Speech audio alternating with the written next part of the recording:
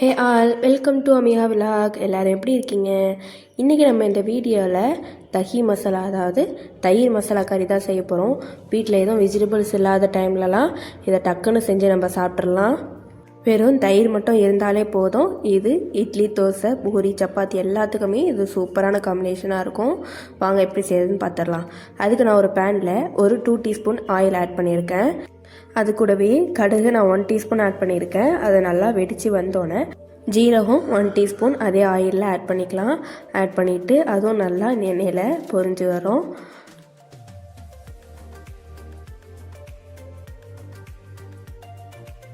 அது கூடவே 3 அல்லது 4 பல் பூண்டை இடித்து இந்த மாதிரி நான் சேர்த்துட்டு அதையும் நல்லா அந்த எண்ணெயில் வதக்கி விட்டுக்கலாம்.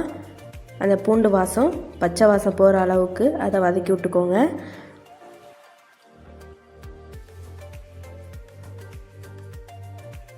கருவேப்பிலை கொத்து ஒரு கொத்து சேர்த்துருக்குறேன். அதையும் நல்லா அந்த எண்ணெயில் வதக்கி விட்டுக்கலாம்.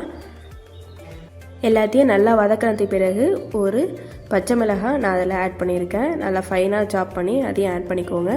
அப்புறம் ஒரு பெரிய வெங்காயத்தை நல்லா ஃபைனாக சாப் பண்ணி அதையும் சேர்த்துருக்குறேன். எல்லாத்தையும் சேர்த்து அது கூடவே வதக்கிக்கலாம்.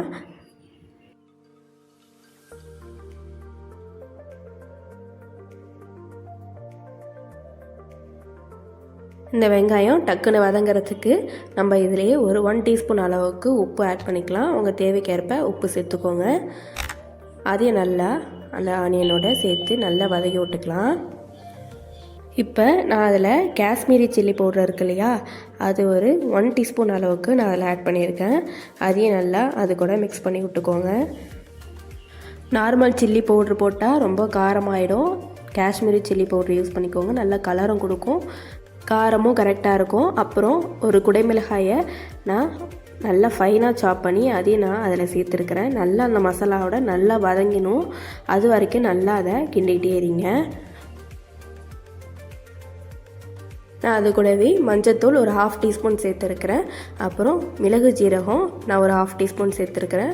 மிளகு ஜீரகம் தனித்தனியாக இருந்தாலும் அதை கொஞ்சம் கொஞ்சமாக சேர்த்துக்கலாம், பிரச்சனை இல்லை. அப்புறம் அதை எல்லாத்தையும் நல்லா சேர்த்து வதக்கி விட்டுக்கோங்க. அந்த வெங்காயம் அப்புறம் அந்த குடைமிளகாய் நல்லா வெந்து வர அளவுக்கு நல்லா ஃப்ரை பண்ணிட்டு தான் அப்புறம் நம்ம கடைசியாக அந்த தயிரை ஊற்றணும். தயிரை நம்ம ஊற்றுறதுக்கு முன்னாடி அடுப்பை லோ ஃப்ளேமில் வச்சுருங்க. வச்சுட்டு உடனே நீங்கள் ஆஃப் பண்ணிடணும், இல்லைன்னா அந்த தயிர் திறஞ்ச மாதிரி போயிடும். நான் இதில் ஒரு 1/2 லிட்ரு தயிரை அதில் ஆட் பண்ணியிருக்கேன். ஆட் பண்ணிவிட்டு இப்படி நல்லா கலந்து விட்டுக்கோங்க. அடுப்பை ஆஃப் பண்ணிவிட்டு தயிர் சேர்க்குறது தான் நல்லது, இல்லைனா அது டக்குன்னு அப்படியே திறஞ்சா மாதிரி போயிடும்.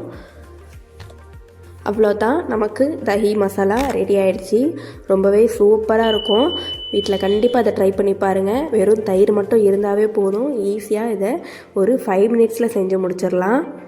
அன்றைக்கி நைட் டின்னருக்கு சப்பாத்தி அண்டு தஹி மசாலா தான் ரொம்பவே டேஸ்ட்டு அல்டிமேட்டாக இருந்துச்சு. வீட்டில் கண்டிப்பாக ட்ரை பண்ணி பார்த்துட்டு எப்படி இருந்துச்சுன்னு உங்களோட ஃபீட்பேக்கை கமெண்டில் ஷேர் பண்ணுங்கள். இந்த வீடியோ உங்களுக்கு பிடிச்சிருந்துச்சுன்னா லைக் பண்ணிக்கோங்க, சப்ஸ்கிரைப் பண்ணிக்கோங்க.